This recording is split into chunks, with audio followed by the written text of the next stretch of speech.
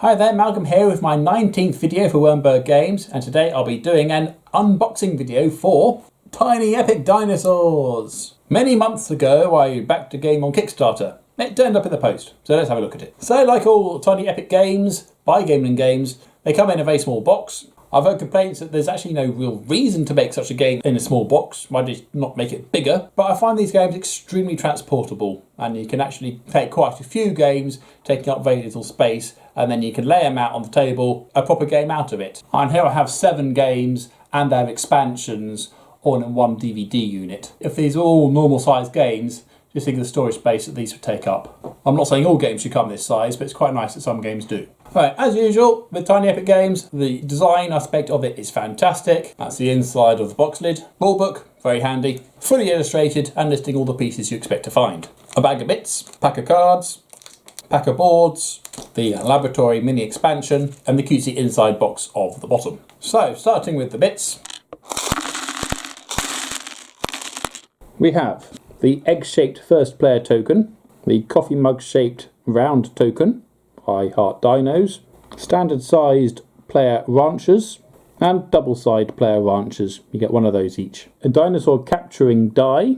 You're guaranteed to capture the dinosaur, but you may get a pregnant dinosaur, which gets you an extra one, or it may bite you, which means you have to spend some time in sick bay with the dinosaur. A number of fences, very handy to stop the dinosaurs escaping or eating each other. Each player is given a meat counter to keep track of the amount of meat they have in storage, a leaf counter to keep track of the vegetation they have in storage, and a crate counter to keep in track other supplies in they have in storage. There are also 15 standard dinosaurs of each type, little yellow stegosauruses.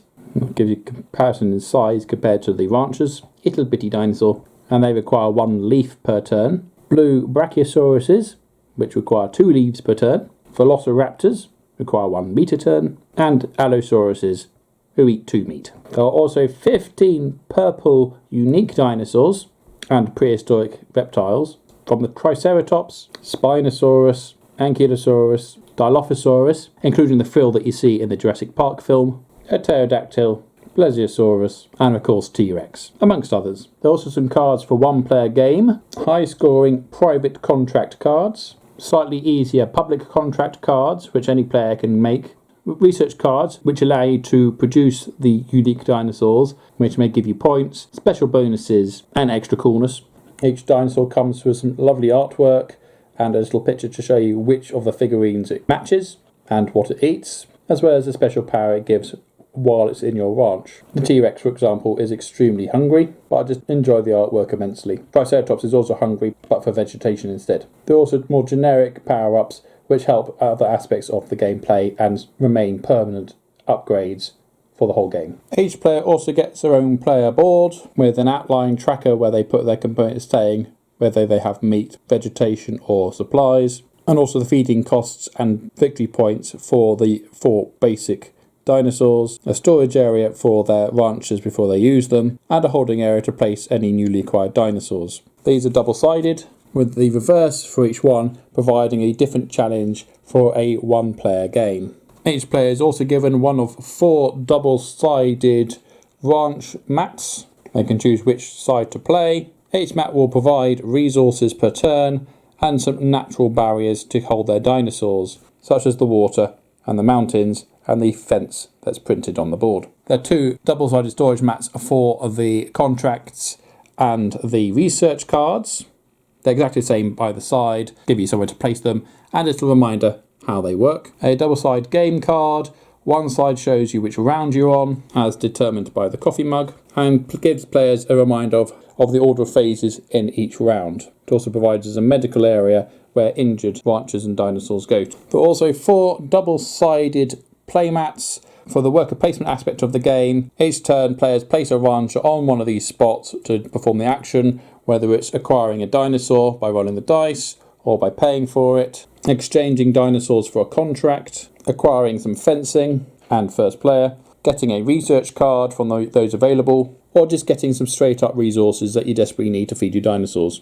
This is the 3 and 4 player side, and this is the 1 to 3 player side or 1 to 2 player side, which provides less options for less players. So it does provide some differentiation for the number of players playing, including playing as a one-player game. Now, as I got the deluxe version, I also got the laboratory mini expansion. So this gets its own little rule book, complete with a component list, 4 identical laboratory mats, 1 to each player, 4 microscopes, 1 for each player, and 9 beaker tokens of red, blue and green. You may notice I never got any green in mine. I filled in a component form on the Gaming Games website, so hopefully I'll get the missing pieces soon.